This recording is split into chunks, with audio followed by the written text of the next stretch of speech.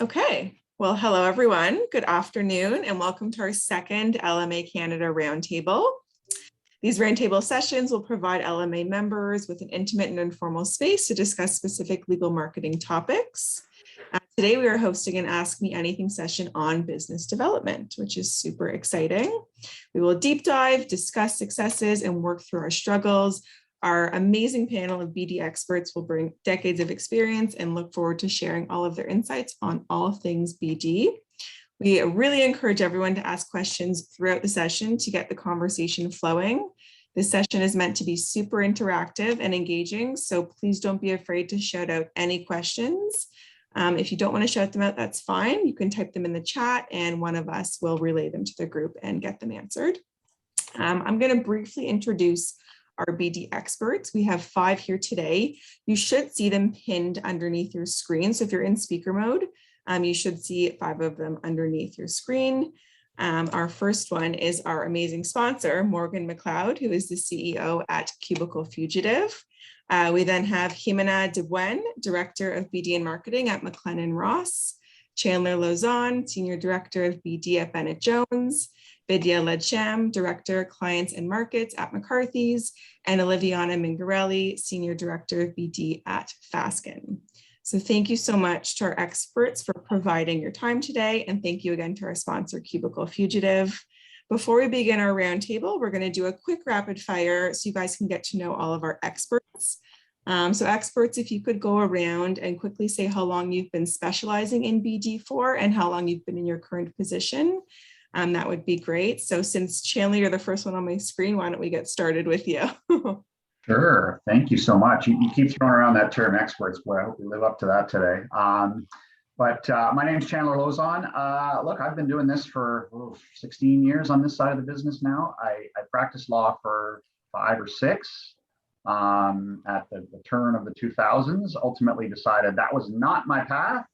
But wanted to stay close to the legal industry and moved into a role back in the day at Stikeman Elliott as a proposal writer.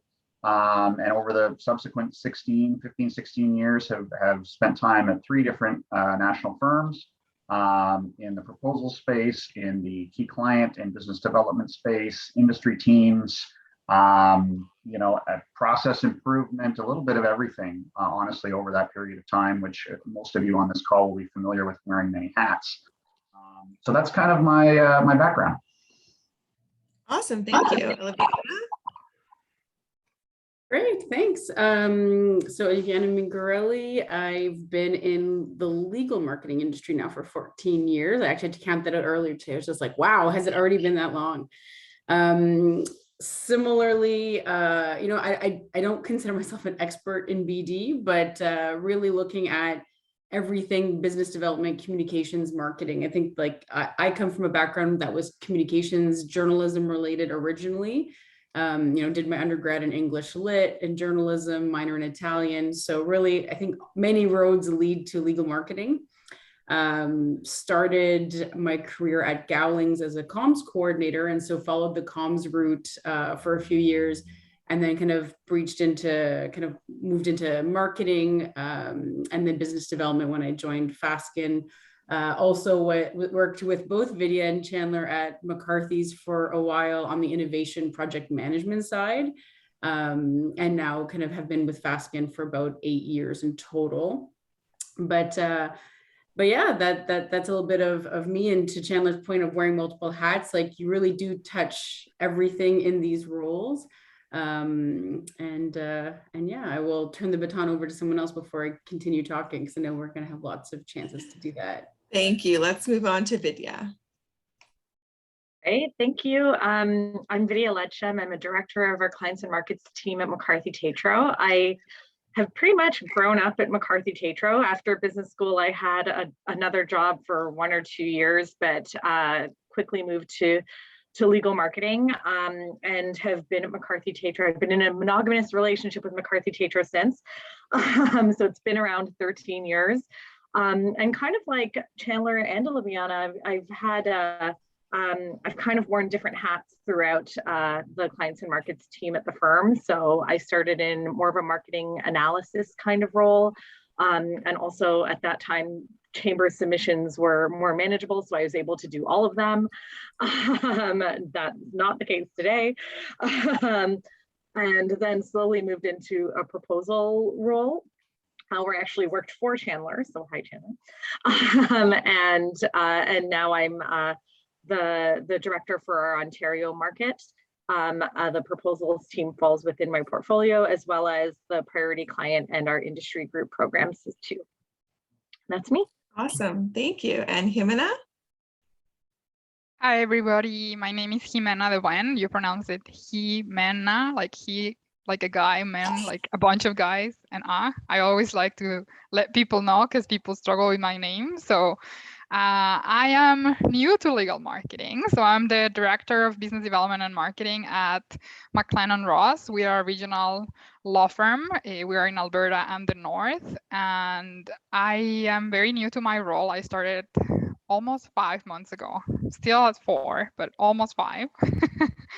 And but my background is in business development. So I started my career in hospitality. I used to work for MacLeod International, and I used to sell all sorts of meeting spaces, as well as I used to sell meeting rooms and rooms to sports teams. So that was a very fun job, and it took me traveling to the whole entire US, which was very fun for me. And then I moved into sales, technology sales.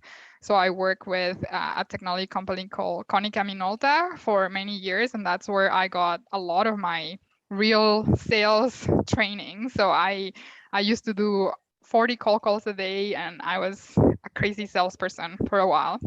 Then I decided to get into professional services, and I was the director of business development for PwC. And so I got into professional services, and that changed my life. And I said, oh, this is actually quite fun. They don't know how to sell, so this is a good place for me to be. Just kidding. So very excited to be here today. I might not know a lot about law firms yet, but hopefully I can share some of my experiences. Thank you, that's amazing. And Morgan? Hi, I'm Morgan MacLeod. So I have been doing this, I'm now coming up to 25 years. Not quite though, so don't put me there. But so I actually started in research and sales. I started in media, worked for CTV and Tourstar for many, many years. And I've been doing legal marketing for about 15 years. I've always been in a brand and marketing and BD role. Through my career, I see that marketing and BD should be intimately intertwined, and have never believed anything otherwise. Really, that's part of our sole focus. So I have had a chance for the last 15 years to work with a lot of law firms and help them develop their business development and marketing strategies. So I'm excited to be here. Thank you very much. So before we get started, I'm going to launch a quick poll. I hope it works. I'm not like the best with polling, so bear with me. So I'm going to attempt to launch this now. And just if you could answer the question, just so we can get a sense of the group and what everyone is a part of. Okay, it should show up on your screen.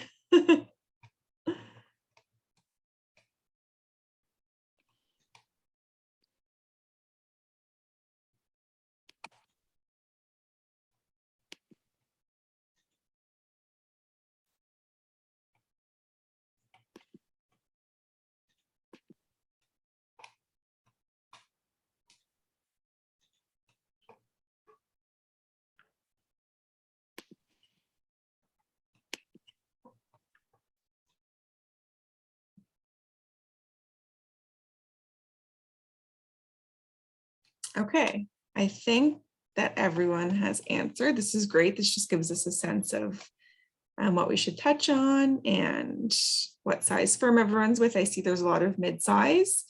And we have various amount of people that have been with their firms for less than 5 years, between 5 and 10, more than 10. This is great. We kind of have a bit of everything. So I'm going to end the poll now, but thank you for doing that.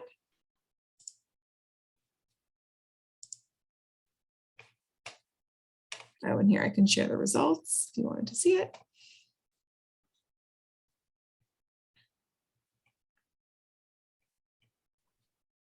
Okay.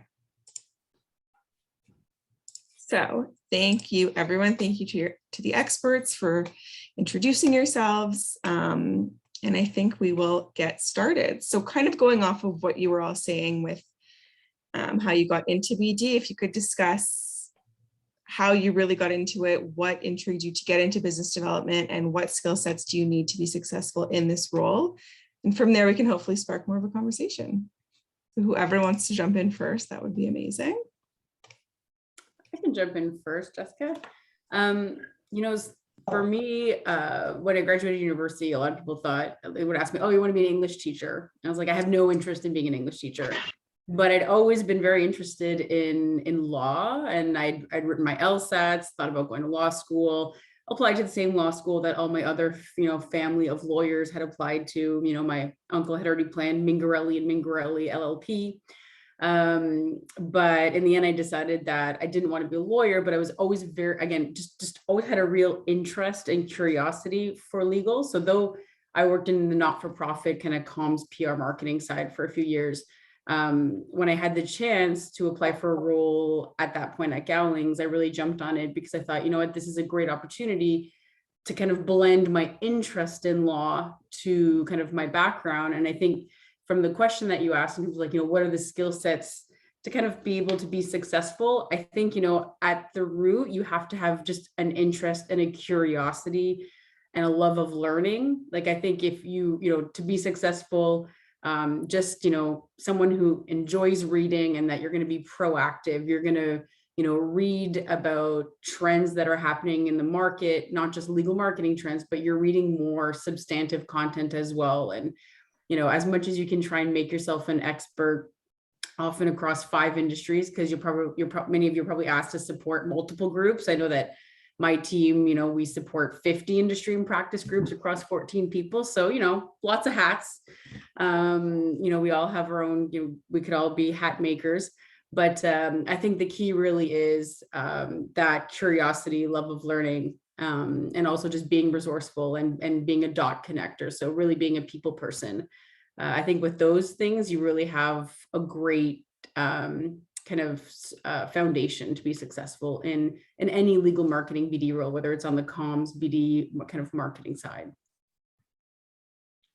I love what you just said, Oliviana. I think that you made a really good point, and this is something that we're trying to stress to the more junior people on our team at McCarthy Tétrault as well. But the fact that when you wear multiple hats, that's what gets you the experience to kind of move forward in your career as well. So I came in like, as I mentioned, a marketing analysis role, and through that role, because it fed BD and it fed marketing and communications and our strategy with both of those in both of those areas, I had exposure to a lot of activities across the team. And I think that's when I started to realize that that's kind of the key to really knowing what's going on. There's a couple of roles on every marketing and BD team that help you gain that insight, such as proposals.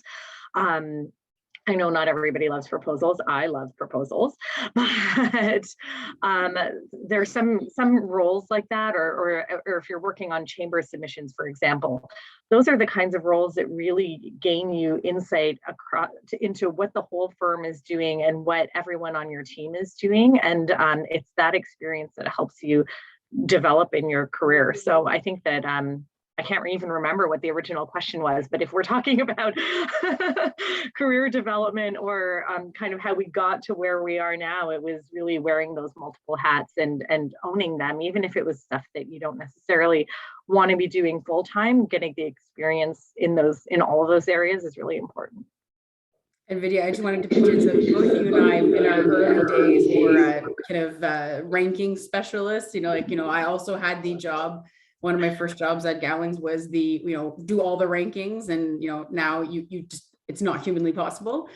And I was also like the deals and cases specialist. Mm-hmm. And I have people on my team who have some of those roles now, or who wear those hats. And I always tell them, like, listen, it seems sometimes like this thankless job, but you really do understand, and it's a great place to learn everything that's happening in the firm, like to be the person that knows like what the big matters are that are happening, and, lean into that and have conversations with lawyers around it, and, like talk about like, what does that case mean? And really often, like, that's where for me, I always kind of brought in that more journalistic background, which was, why was this important? Because, lots of those submissions end up reading as, they read like a legal decision, and that doesn't mean anything to a researcher. So being that interpreter, and then also as you have those conversations, it not only improves kind of your understanding of the firm, but it builds the relationship with those other lawyers, and you can quickly kind of use that to jump into another role. But I think it's a great learning ground, and so don't be afraid of it. I know sometimes it seems thankless, but it actually is it's a great place to learn. I'd echo everything that both Vidya and Oliviana have said. Oliviana, you mentioned the journalism background. I too came from that, from undergrad and before I went to law school. And I've always reflected on what I took from that experience. And I think one of the things that I think has benefited me is an ability to take abstractions and like make sense of it, right? When you're dealing with partners, you're dealing with people who are simultaneously don't know what they want, but are experts in everything. And they're going to feed you ideas, or like, we've all gotten the one-liner, can you get me X? Well, what the hell do you mean with X? And you have that conversation, you try and extract more information from them, but then it's kind of turning around and going, okay, what I'm hearing is you want really not X, you want Y, and here's how we're going to get you there. So I think an ability to take abstract ideas and turn them into something that makes sense is a key piece. The other two I'd point to, resilience. It's probably a cliche at this point. You're going to get crapped on. You're going to step in it. You're going to get thumped by somebody who, again, thinks they know more than you or has been doing it longer than you. You just have to dust off, pick up, keep it moving, come up with alternatives, and not take it personally. That's one for sure.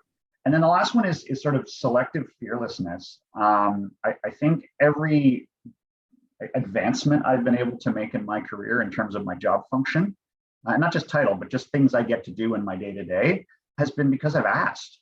Getting more of a client-facing role, which is that slow march that our industry is kind of undertaking right now, of letting professionals like us actually have FaceTime with clients. Oh my God, what a concept. The exposure I've had to that has been because I've been like, hey, can I come along on that proposal? Or, hey, I have a point of view that I think is of value in this client interaction. And if you're not comfortable talking about pricing and value and technology and service delivery and all that other stuff, that's what I can do. I can be helpful to you on that. And so the times I've heard yes to those questions has been the significant leaps in my, both in my career and just in terms of fun stuff I get to do.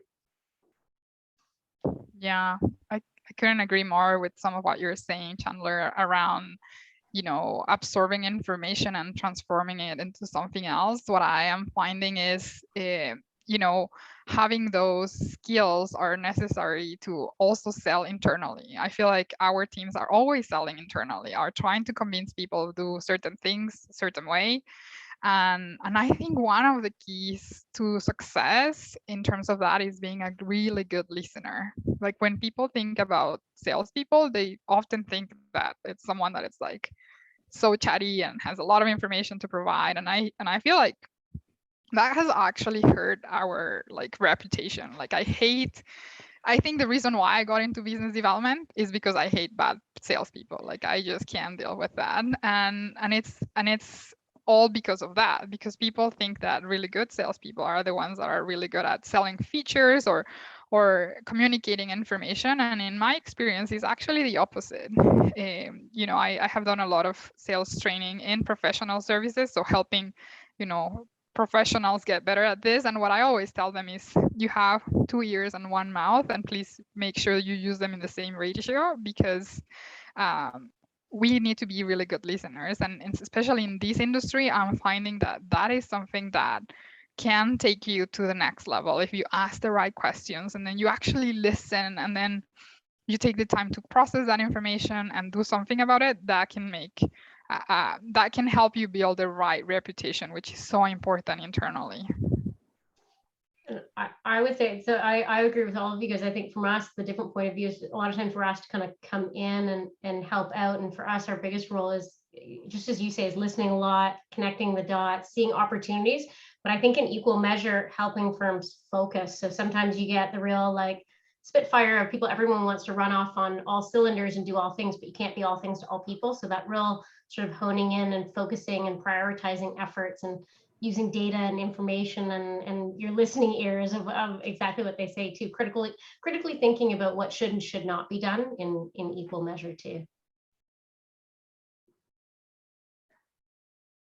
That's something that we ask of our lawyers, like when we're coaching our lawyers on for their pitch presentations or in their relationship building activities with clients. We're always like, okay, here are some scoping questions. Your job is to like ask and listen and discuss, but we have to kind of embody those attributes as well, because if we're expecting them to do it, we have to show them the way and show them the value that comes out of it too. Hi, everyone. Question. Oh, Yeah, hi. If I can jump in with a question first up, and my apologies, I have to drop off at past. Great introduction so far. I thought my question was going to take us off into left field, but actually it sort of piggybacks on a number of the things that I've heard from each of you. And it has to do with an understanding that I would appreciate having, and my colleagues here at Omni Bridgeway would benefit from, around what function you see the firm's marketing and business development internal capabilities, what function you see your role as pushing innovation and pushing out new ideas to the partnership, as contrasted with being responsive and listening. And the reason that the question is of interest to us is we're in what is a relatively new space of legal finance. We tend to focus our efforts on conversations with our lawyer networks, from be it former colleagues or friends from different associations. I don't think we don't do so exclusively. You might have met some of my colleagues in previous meetings. We do really like to speak with folks in your world, but I would really appreciate hearing your thoughts on where you see a marketing group's role in being a champion of innovation and pushing ideas, as opposed to executing on things that are asked of you. I don't mind jumping in on that, Paul. Thank you. And I'm cognizant of Ruth's question in the chat as well. We can come back around to that one. But it's what your question made me think of, Paul, is something I've been sort of repeating to my team over the last 18 months while we've been in this weird space. Look, it's been a very, very good 18 months for most Canadian legal providers. We've had a good run. Our clients have had a good run, and that continues sort of unabated, I think, into 22.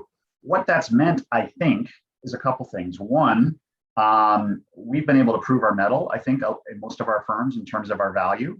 And I'm going to circle back to Ruth's question about revenue enablers. We've been able to prove it in a more tangible way. Like we've actually been able to tie our efforts to firm revenue, firm profit, and really build up a lot of goodwill, I think, in the firm. And what I've been telling my team, junior to senior, is cash in. Like, let's push our chips in on this, because we have got a tremendous amount of credibility with the leadership of our firms. And so all of those things we wanted to put in front of management, all of those things we wanted to put in front of managing partners and boards and what have you, it's time. Like, it's time to start having those conversations, because we have built up that trust and credibility in a way that might have taken longer, absent this weird pandemic that we're in. So, I mean, I think that's certainly going to be something I would like to see my group, and I'm sure all of my colleagues would echo that. We're doubling down on this stuff and really pushing those conversations in ways maybe we hadn't before. Just a practical example, all of those folks that didn't listen to the technology stack 2 years ago. Oh yeah, okay, well, we don't do due diligence with technology. We do it with associates. The minute this thing broke, the phone started to ring. Oh yeah, well, what's that thing I'm supposed to get involved with my clients, or what's this technology I'm supposed to implement and deploy? Teach me about it. This thing over the last 18, 19 months has really shifted a lot of mentalities and cultures to be more aligned to this stuff, and I think we have to keep pushing it. Maybe I'll just jump in as well, Paul. Sorry, Vidya. No, go ahead. So much to say. I think it's really interesting, especially over the last kind of like 8 to 10 years, the move to, marketing and business development, really not only marketing traditional legal services, but starting to do more product marketing and looking at, like what products are we creating through our innovation teams. And, at Fasken, we have an actual team that we called our innovation team, and we work with them. And when I was at McCarthy's, I was on that team, and I was working with, Chandler and Vidya on how to kind of take services and, in a way, kind of put them into a box, tie a bow on it, and then actually create a product offering for our clients that was relevant. So to your question in terms of like where kind of can marketing and BD be involved and work with other teams on that type of a project, I think the key thing that I'm trying to do with our internal teams is really be involved at the outset. So not just being asked to kind of create a plan at the end and kind of go to market, but really kind of be a part of, why are we doing this? Who are we trying to reach with this? What's the audience? Who are the stakeholders? Who would buy this? Is there a market for this? Or are we just kind of creating something and then trying to find a market for it after? Through the whole life cycle, and then to kind of marketing it at the end. So I think it's really a collaboration, and I think it's something that's becoming more and more relevant. And I think, many firms are looking at that kind of a model now, because our clients are not looking for the just traditional, legal service model. They really are looking for advisors, and they're looking for, industry experts, and all of that leads itself into kind of creating, different models that involve pricing, that involve innovation, that involve various departments that might not have been a billable resource in the past, but actually have something to offer to a firm's clientele. And I think I would just like to add to that too, like the original question, Paul, you mentioned the term pushing innovation. And I found that really interesting, because so much of being on the marketing or BD team in a law firm where you're dealing with lots of professionals who are convinced that they know everything about everything, is that when you want to push something, it's really more about influencing. So it's like a softer approach to pushing. So it's about influence, and it's about kind of being able to show that ROI. Yes, absolutely. Chandler is right in saying that we've built a lot of credibility throughout COVID. And now is the time that we can kind of start capitalizing on that, but we have to do it smartly still. We're still dealing with the personalities that were there before. They're just a bit more open. So if we can show them the math of why something that we want to do makes sense, or show them, especially when it comes to innovation, a lot of innovation has to do with efficiency. So like, what's the headcount we're saving by doing this? Or what's like the expected revenue if we achieve blah, blah, blah, blah, blah. That goes a really long way. We're dealing with owners of a business. So if you can talk money, then they appreciate that. Jimena, you bring a really unique perspective coming in, right? You're so new to marketing here, and this sort of runs through your blood. Is there anything too that you have? I mean, I think that's part of what they brought you into MacLeod & Ross, correct? To help drive that innovation. Yeah. So I was gonna say, kind of like the best proof they care about this is they brought me in, and they believe they wanted to see somebody from the outside taking a look at the organization, not only from a marketing perspective, but really looking at, when I had some of the initial conversations with the firm, I really felt like I was coming from the future. I kept asking, oh, we don't have that? Like, you have never heard of these things? Like, because I have had the chance to work with other industries that have put a lot of money into innovation. I have seen a lot of results. So it is exciting, but it is just like, just like you said, it's about influencing them and showing them that there is an ROI and that it makes sense for them to do this. But I know I can already see that the culture is very different in terms of taking risk. I love how a lot of the people that I interact with, they're like, we want to be the second one. Like, I'm like, what do you mean second? Like, I have never seen that before. And they're like, yeah. Like, we don't want to try something first, but second, like if it works, we want to be the first ones. And I'm like, well, that's harder to do. But so it is an interesting dynamic when it comes to innovation. But I think the exciting part for our industry is that there's other people that have already done this.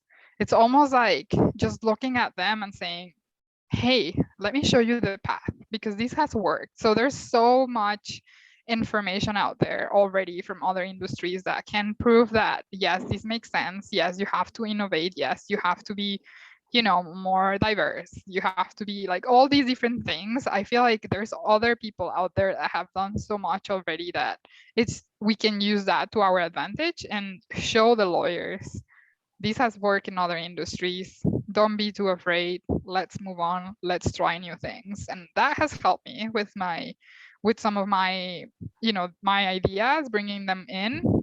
It's all about showing that it has worked somewhere else or that there's some history around it. Lots of really good things to pick up on there. I mean, and just tying this to the question about revenue enablement, I mean, there's a couple things going on. So certainly, you know, the record-breaking years that we've all had, great profitability, et cetera, has come because of a very high level of activity.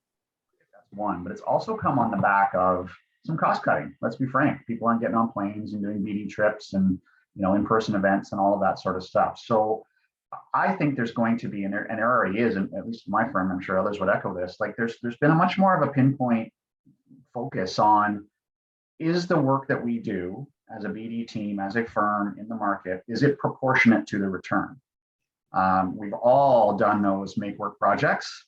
We've all worked with those partners who are like, I need all of you and I need all of those people over there too, to, you know, bring in a $2,000 file. Like, it's not, you know, we've all been there. And I think now, again, on the subject of pushing innovation and really pushing conversations in the firm, I think there's a couple things going on. One, the management teams are aligned to the fact that, hey, if we want to keep this high level of profitability, we've got to be really judicious about where we spend our time and money, internal resources, and signing checks. So that's an opportunity to be part of those conversations. And I think the tools around how we measure this stuff is getting better. I know all of these folks have you know, been in this space, having worked with Vidya and Oliviana. I know for a fact that they are in the space of measurement, right? Of how do we actually tie our work back to dollars and cents. Some of that is strategic. Some of that is grassroots, like simple as the accounting and time and billing system needs to talk to other systems in the firm so that we can all benefit from the data. Methodologies around how we measure profitability and realization and leverage and all of that sort of stuff need to be, you know, harmonized, standardized, and partners are going to groan and moan about it, about, wow, the methodology is flawed because A, B, and C. Who cares? Let's just land on a methodology and do it and measure it and see what happens. So there's strategic things you got to think about, and then there's really tactical things you got to think about.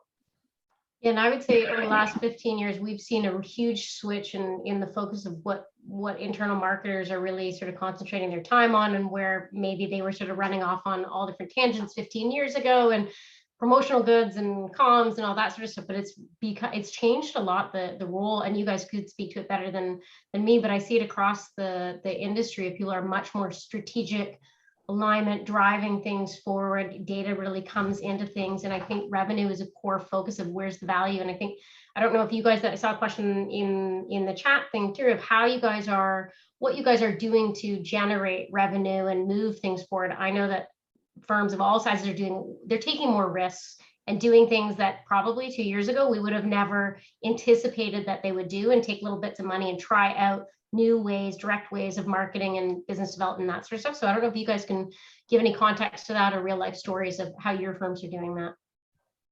One of the things that we're doing, and it's still early days as well, is really trying to flesh out our sales funnel and doing, you know, actual lead generation and looking at qualifying leads. And you know, and obviously, like for Jimena, like this is all just like, you know, in other professional services firms, they've been doing this for ages, right? Like having an actual sales funnel, but for law firms, they have not. But we're taking the approach of, you know, like baby steps. And part of it is, you know, looking at content and thought leadership. And like one of the things that, you know, that we've seen through the pandemic and even before, but it's just like the importance of being a thought leader and being seen as, you know, as an expert in kind of your key industries where you're really trying to grow your profile, where you were trying to increase your revenue, because clients are really looking to see their firms as being a part of the conversation. They don't just want to hear their legal expertise. They want to see them kind of present. And so where we're investing a lot of time in terms of content, we're, you know, building a structure around any content that we're producing. We're collecting actual leads as a part of it and starting to flesh out, you know, at what point do we, is this a cold lead? Is this a warm lead? Who do we follow up with? And involving the business development team, instead of it just going to lawyers, which we had originally tried, but really getting the BDs involved, to kind of reach out where it makes sense, or at least to have a quick conversation sometimes with someone who says, hey, I just have a question, I'm involved in something. They will scope that out, get some more information, and then pass that along to the lawyers, that when the lawyer has a conversation with that person, they're not kind of spending $800 an hour collecting the background information. And so we're not using Salesforce and some other firms are, but we are using other CRM systems, and so that's one way where we're trying to also just tie kind of business development initiatives and marketing initiatives like, content generation, back to revenue. And then obviously tracking, like if that becomes a new client, then making sure that we're tracking those. Oliviana, like you're speaking to my heart right now. I think like the whole, legal marketing through a pandemic really emphasized the need to be better integrated between our one-to-many tactics and our one-to-one tactics.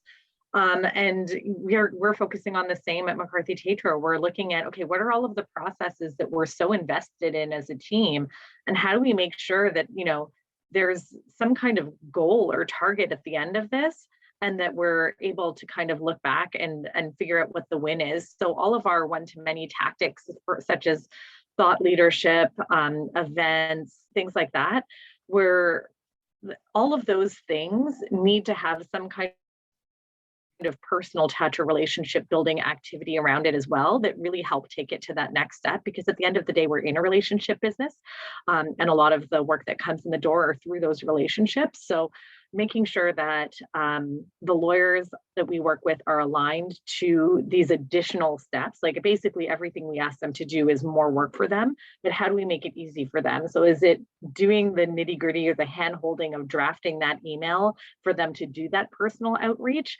And before, like 3-4 years ago, I would have been like, absolutely not, you can draft your own email. And now I'm like, you know what, it doesn't get sent unless we draft the stupid email. So got to draft the email. We try applying core, create once, repurpose everywhere. Yeah. Isn't we Exactly. Like we tell everyone, whether it's the lawyers or our own team members, it's like, don't waste time doing anything that is just for a single use. Everything you do, everything we create, we should be able to reuse it in other places.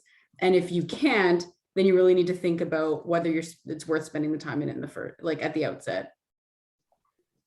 Just to go back to technology for a sec, there was a study in, I think it was 2018, and I think it was AmLaw 200 firms, that CMOs, their technology budget was going to be larger than the budget of CTOs.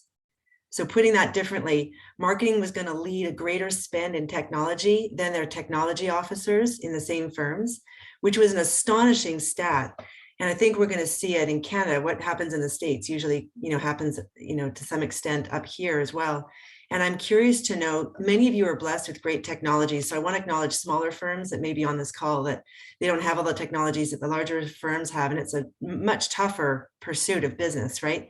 But those that do have those, how are you presenting data back to your practice group leaders and your partners? Are you visualizing data and providing dashboards? I'm just curious, for those that actually have the benefit of those tools, how are you actually visualizing the ROI to your partners? I think it's a great question. Or are you? Maybe we're not there yet, but I know in the States, dashboards and charting and using Power BI and actually presenting data in a really very simplistic visual, but powered by a tremendous amount of data in the back end, has been extremely effective. And maybe we're going to get there. So I think, I know that a lot of people who are on this call today are from smaller firms and maybe mid-sized firms. Like, we use Power BI and some of the larger firms have access to that. But I actually find that, some of the comments I get from our partners are too much data. There's too much information. I don't understand, like, what does it all mean? And I think that's where it doesn't matter what size your firm is. If you can take the data points and create a story and actually make it relevant, that's the piece that you need to focus on, is not the Tableau and the visualization. Like, you can run a simple pivot table to be able to visualize some of your data, but not just presenting it. Like, you know, how I try and work with the business development team is not just to kind of present visuals, but for whatever visuals you may have, to really, you know, explain, what does it mean? What's the opportunity that you're finding in there? So I think part of the work is for the business development or marketing person to become more familiar with data. And I think that's something that a lot of people don't have a background in. It's not something that you've maybe traditionally had to do. Not everyone has an MBA. So kind of really leaning into that and getting some training if it's something that you haven't or that you're not comfortable in, because I think that being comfortable speaking to data and understanding your billing system and what's driving, you know, some of those like billing reports and what's the coding look like at your firm, that's going to really help increase your own reputation in terms of the eyes of the lawyers that you're working with, and will make you more relevant and will show that you understand the business too. And I think that's where, you know, you can really uncover possible revenue opportunities as well. So it really is, for me, the crux is like, it's the storytelling, the so what factor, and focusing on that and not worrying about what technology you do or do not have. Yeah, I agree. And I think I think those in smaller firms, those without an MBA, they can still present data in a really simple fashion, even if it's from an Excel sheet. Yeah. And just to kind of dial this back, I think there's opportunities to present even simple data. And I love the, you know, why does it matter statement? And I think that's really important to support strategy. And I agree. I think law firm economics, we all need to understand the basics of law firm economics. We all need to understand the basics of analytics, because all of those things lead to ROI, which is the very reason why I think many of us are gainfully employed, right? Or earning revenue. So I think that's really important. I think we need to continue discussing how do we actually take analytics from a small firm to a large firm? How do we take those analytics and actually move them into marketing planning? Because I think the small and mid-sized firms, there's so many of them. I've talked to one senior marketing operations. We haven't talked a lot about marketing operations in Canada, but that's a big role in the US, where they are actually taking data and actually presenting it in a way that informs strategy. But I've literally talked to marketing professionals who are, and I'm being very literal, almost in tears over having to deal with spreadsheets, Excel spreadsheets, and they're ready to quit because they've just had enough. And the other thing I wanted to say is, if you're not in a firm where you're feeling like you're able to use all of your talents and you want to take the firm where you need to take it, maybe it's time, and I'm not suggesting anyone leave their firm tomorrow, but if you've outgrown your firm and they're not able to keep up with your vision of what could be from a business development point of view, maybe it's time to look, right? Because I think everyone should be in a spot where they can do the best work possible with all the tools they have for their firm. And Susan, to add to that, something that I have seen is that when it comes to data, I'm in a medium-sized firm, and we don't have a lot of those tools that I'm used to, but it is really about those little pieces of information that you can give someone that can make a difference. So an example is, we ask our lawyers to produce a lot of thought leadership blogs, articles, which are so important. But something that we at our firm weren't doing was sharing with them, how many people have read your piece, like as simple as that. So we started sharing those numbers with the lawyers and saying, that blog that you wrote, it has actually had 1 million views, or, and then people will be like, oh, really? Yeah. Like, they felt so proud, and they would be like, oh, okay, now I want to write another one. But they had no idea. They were more like, oh, I'm just writing this thing because I need to, and I need to share some of my knowledge, but I don't really know what the impact is. And then even having some conversations around, hey, you know what? We have actually gotten some questions out of your blog that now have opened the conversation with a new company that we have never spoke with. And sometimes those little conversations don't happen. And when they don't happen, people are not aware. So, it's not even as complex as spreadsheets or things like that, but it's just really feeding them back with some of this information and giving them that big picture of like, this is why this is important. And this is how you are helping us open doors, and this is why it's important. Like all those little pieces that maybe we're not even thinking about can make a huge difference. And you don't need a lot of money too. So like there are tools, exactly as Samantha is saying, that you can pull any of that sort of stuff, you can pull into something like a Google Data Studio and create your own dashboard for them, right? It's super overwhelming for them to go into analytics and all that sort of stuff to understand that. But you can make it a lot simpler and feed up that information just with, you know, a couple of hours work in Google Data Studio and help the data come alive. And then I think Oliviane is exactly right. Data is useless unless you provide it with context, insight, and actionability. What do we do with this? What is it? What can we make happen from this? And provide, that's where our real value, I think, as strategic marketers come in, is all of us have to sort of, I think at the very base level, any marketer who's going to stay in this has to understand numbers and has to get comfortable with numbers and critical thinking, and that's the way it's going. So unfortunately, that's, yeah, you have to buff up your skills these days. The data always relates back to some particular kind of work. So like, just bring it back to the basics. Like an example is, you know, on our proposals team, probably all of the firms or everyone here might have seen this, but like in the beginning of COVID, we started to see a lot of IPOs happening, but that information was coming in through proposals. So something that, you know, is usually reactive, meant to win business for one particular client. If you take that information, you're like, hey, in the last 3 weeks, we've seen 4 IPO proposals, having never seen an IPO proposal for the last 2 years. That all of a sudden becomes the next thought leadership, you know? So like, it doesn't have to be a lot of data, and the data can be anecdotal as long as you're speaking to the right audiences and bringing it to the right people. You can do something with it. Just tying together a lot of really good ideas from this conversation. Really practical example. So you know, you can bring forward the data, you can bring forward the insights, but that, you know, to Oliviana's point, that on its own is not enough. And I've had conversations where I go, okay, cool, here, dashboard, data, whatever, and here's what the data tells me. And here's my recommendation with what we should do with that. And to Vidya's point, here's the email I have drafted for you to reach out to your client, or to reach out to your industry team, or to reach out to other lawyers in the group to get movement on this. Like, it's that whole continuum of taking that risk as BD professionals of, okay, cool, I'm not just going to give you static information. I'm gonna become that trusted advisor. Like, we got to take our own medicine on this stuff, right? Like, if we're telling them they got to be this to their clients, we've got to be this to our clients, and that's them. So data and analysis and recommendation and action. And hopefully you're in a firm where for every person that might look at you sideways with that, you got 5 who go, oh my God, this is awesome. How, you know, what do I do next? And that to me is the whole continuum of it. I think Joanne brought up a question in the chat there, looking for your guys' success stories on collecting deals and cases. How do you implement the collection process? I know for us, that's one of the most challenging parts of any website project is getting your rep work module up and running and together. So I don't know if you guys can give any thoughts on that, because that really sells a firm like nothing else. I can jump in here because I've dealt with this for the last 14 years of my career in some respect.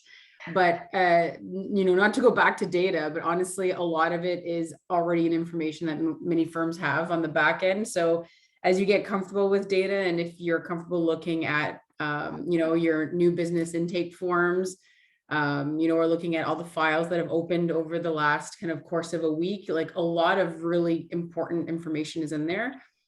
So one of the things that, you know, we do is, you know, all the BDs get a copy of all of the files that have been open for their industry or practice groups weekly, and just have a quick look at kind of like what it is. Some groups that are a lot bigger, that can be difficult, but you really, you know, focus on your 5 key deal makers or 5 key litigators. If it's something that's litigation specific, they really just keep an eye on what they're opening. You know, litigation, you're not going to open a file every week. You know, those go on for sometimes years.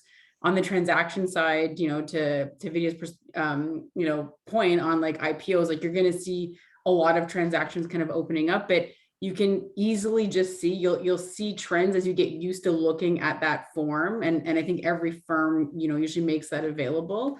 Like, we found that to be hugely valuable as well, you know, using whether it's Google alerts, or if you have access to other kind of news aggregators, for press releases, things like CEDAR and Edgar are free. You just ugly websites, but you go in there and you can find all the press release for filings and things like that. So there's a lot that you can kind of bring in, and it's a lot of investigative work.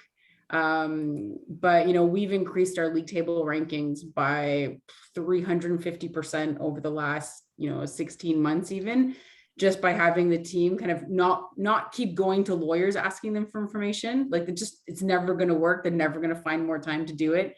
They're busy billing.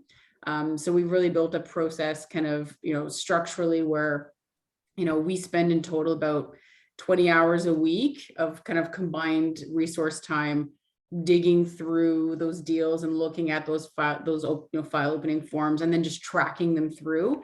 And then the other thing that we tried that just kind of this is an easy one, is just set up working with your finance team when the billings get to a certain amount. So for example, once your billings exceed 50,000 for a file, have them just flag it with you, because anything with 50,000 below billings, probably not super important, not something you're really going to work with on chambers that you'd want to include. But a file that has over $50,000 in billings is likely worthy of your attention to kind of have a look at and know what it is. And then you can just call the lawyer and ask them, or call the associate on the file and say, hey, I saw this is going on. Can you tell me a little bit more about this transaction? So we found that to be really helpful as well. I think associates are pretty key. We use associates a lot too. I don't know if any firm has this down to a good science. There's, cultural differences between each of the firms and a lot of things to consider. But we've done tried a lot of different tactics. Sorry, my lunch just came. Sorry, we've tried a lot of different tactics. I'm pretty sure we were offering bottles of wine to the associates who were reporting the most deals. That might still be going on. I don't know. But I think that the point, or I think Oliviana's main point, and I completely agree with it, is that it's not just one thing. It's a lot of different things that help you figure out what's actually going on at your firm in terms of the work. Lots of different carrots. I mean, I like the idea of using associates. We're to the point of going right to assistants on this stuff, of saying, hey, you guys are plugged into what's going on. You're working with 3, 4, 5 different lawyers. Can we solicit your support in this? To the point where in a couple of practice groups, we actually have a few assistants who work in our database directly. So they're not filtering information through the BD team. They are working directly in the tracking database for this stuff. The other carrots I've used, I mean, you have to be selective about this, but sometimes lawyers' bottom lines. I have gone to partners and said, boy, wouldn't it be nice to be able to go into your comp meeting every year with a list of all the stuff you've done? And for some people that resonates, right? And they go, oh shit, okay, I better make sure I'm giving you my stuff. So that's one you might think about. Or to practice group leaders to get them on side, probably at your various firms, the practices are doing some reporting to the partnership board or to, at the annual general meeting or whatever your structure is. A lot of that, at least at our firm, involves, okay, here's a summary of all the great stuff we've done this year. Well, wouldn't it be cool at the front end if you could come to us in marketing for a first draft of that, right? Or for us to print out, a list and say, okay, cool, throughout the year, we've been tracking all this good stuff. Now you're, 75% done. And you don't have to, pound the pavement to talk to every partner in your department to see what you've been working on this year. That's had, it's selectively, but that's had some traction for us as well. The other thing I might just add to Joanne's point, though, is you asked about change management in deals and cases and how to kind of reinforce that. I think, it's key. We can give you lots of different tips in terms of, what you can look at or how you can approach it. But I do think one of the key things is helping lawyers understand what those data points are, how is this information used? Why is it important? So, to Chandler's point, if it's, if the what's in it for me is always key with every lawyer, anything you want from them, come to them with a what's in it for them. Why should they care? And so if it is their compensation form, or telling them listen, if you are not highly ranked on league tables, you're not going to win big transactions. Clients actually care about that. And what happened for us is we lost a file because we were not in the top 3 on these transaction lists. And our client was well, I'm sorry, but like, I don't care what chamber says. If you're not in that top 3, then you're not doing the transaction. So, it's really about, maybe creating a deck, and that's something that we've tried to do, is like where we present this is kind of, the matter intake, like this is information, this is how we use it across various things, whether it's chambers, league tables, and using that as a part of your change management, and really reinforcing, depending on who you're presenting it to, why they should care, how it's going to impact them if that information is missing. And scaring them with losing clients usually works really well. So we only have about a minute left. I think this is a good place to cap it. I know there's so much more we wanted to talk about, but now maybe we'll do a part 2 in the springtime, like Ask Me Anything About BD part 2, because I think there's just so much more that we wanted to touch on, which hopefully we can do then. So yeah, I think we'll cap it here. Thank you so much to our panelists. This was an amazing conversation. I'll send the recording to Lindsay and Audie, and they'll be able to send it out to anyone that may have missed this. And look out for any future roundtables. I'm not sure when our next one will be, but we'll let you guys know when we figure that out. And hopefully we can do a part 2 of this conversation and continue on. So thank you so much, everyone. I'm going to end the recording now, and I hope everyone has a great rest of the day. Thank Thank you. guys. That was fun.